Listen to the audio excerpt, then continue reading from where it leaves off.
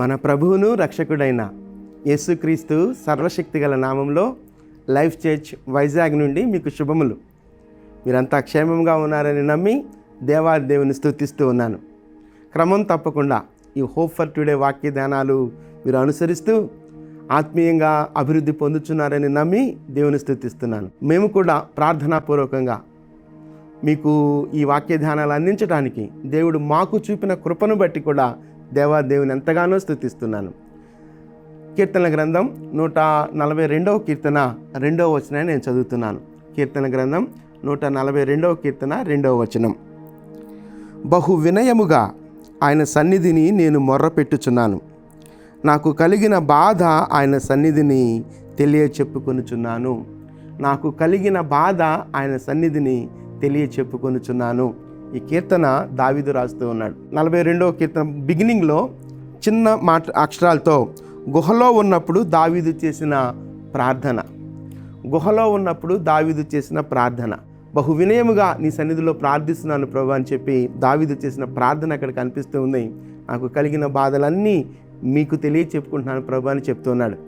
గుహ అన్నప్పుడు ఒకలాంటి అంధకారం, గుహ అన్నప్పుడు ఒక ఒంటరితనం, గుహ అన్నప్పుడు ఒకలాంటి నిర్బంధం.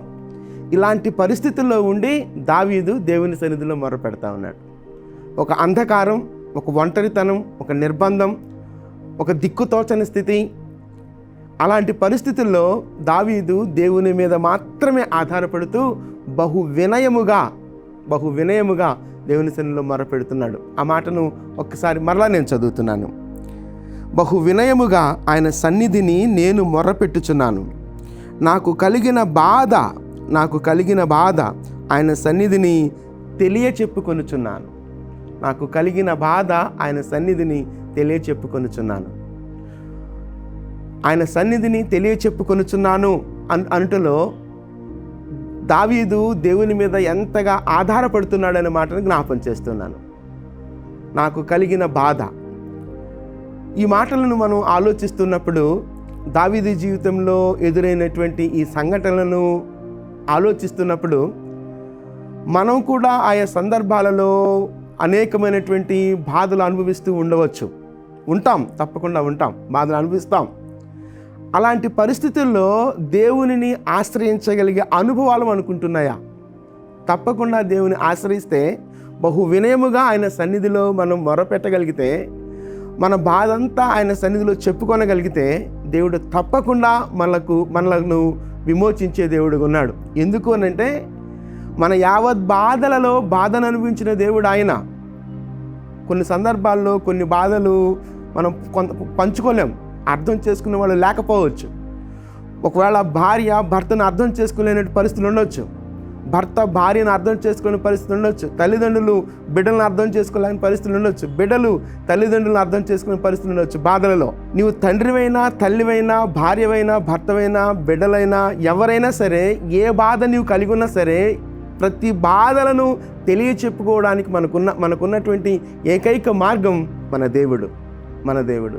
ఏ బాధ నీకున్నప్పటికీ ఆ ప్రతి బాధను అర్థం చేసుకునే దేవుడు మనకున్నాడు. ఎందుకనంటే ఆయన యావత్ బాధలలో బాధను అనిపించిన దేవుడు. అది మానసికమైనటువంటి బాధ కావచ్చు, శారీరకంగా బాధ కావచ్చు, లేకపోతే సామాజిక పరిస్థితుల ద్వారా ఎదుర్కొంటున్నటువంటి అవమానాల ద్వారా కలుగుతున్న బాధ కావచ్చు. ఏ బాధ అయినా సరే ప్రతి బాధను అనుభవించిన దేవుడు ఆయన మనకు సహాయం చేసే దేవుడు ఉన్నాడు. ఒకసారి ఆలోచిద్దామా? దావీదు చాలా చక్కనైనటువంటి ప్రార్థన అక్కడ చేస్తున్నాడు, చాలా మీనింగ్ఫుల్ ప్రేయర్ చేస్తున్నాడు అక్కడ. ఒకసారి ఆ మాట మరొకసారి నేను చదువుతున్నాను. నాకు కలిగిన బాధ ఆయన సన్నిధిని తెలియచెప్పుకొనుచున్నాను. నాకు కలిగిన బాధ ఆయన సన్నిధిని తెలియచెప్పుకుంటున్నాను. ఈ హోప్ ఫర్ టుడే వాక్య ధ్యానాలను మీరు అనుసరిస్తున్నప్పుడు, ప్రత్యేకంగా ఈ దినం మీరు ఇది వీక్షిస్తున్నప్పుడు, నీ హృదయంలో ఏ బాధ నీకుందో నిన్ను అర్థం చేసుకునేవారు ఉన్నా లేకపోయినా, నిన్ను అర్థం చేసుకునేవారు నీ దేవుడు నీకున్నాడు. కాబట్టి ఆ బాధను ఏ బాధ అయినా సరే ఆ బాధను దేవుని సన్నిధిలో విన్నవించుకుందాం, తెలియచెప్పుకుందాం. సమయానుకూలముగా ఆయన మనకు సహాయం చేసే దేవుడు ఉన్నాడు. ఎందుకనంటే నేను మరలా జ్ఞాపం చేస్తున్నాను, మన యావత్ బాధలలో బాధను అనిపించిన దేవుడు ఆయన. మన యావత్ బాధలలో బాధను అనిపించిన దేవుడు ఆయన. ఆయన తప్ప ఎవరు మనకు సహాయం చేయగలరు? కనుక ఆయన సన్నిధిలో మన బాధ ఏదైనప్పటికీ నిరీక్షణ కలిగి విశ్వాసంతో ఆయన వైపు చూసినప్పుడు ఇప్పటి ఈ బాధ నుంచి విడిపించి ఆనందదాయకమైనటువంటి పరిస్థితులు మన కుటుంబాల్లో, మన జీవితాల్లోనికి తీసుకొని రాగలిగిన దేవుడు ఆయన.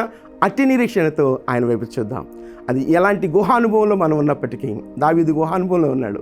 ఎలాంటి ఒంటరితనంలో ఉన్నప్పటికీ, ఎలాంటి అంధకారమైన పరిస్థితిలో ఉన్నప్పటికీ, ఎలాంటి నిర్బంధమైన పరిస్థితిలో ఉన్నప్పటికీ, ప్రతి పరిస్థితికి చాలిన దేవుడు ఆయన. ఆయన వైపు చూద్దాం. చిన్న ప్రార్థన చేస్తాను. కృపగలిగిన దేవా, దయగలిగిన మా తండ్రి, మీ గొప్ప నామానికి వందనాలు చెల్లిస్తున్నాం. నాకు కలిగిన బాధ ఆయన సన్నిధిని తెలియచెప్పుకుందును అంటున్నాడు ప్రభువా దావీదు.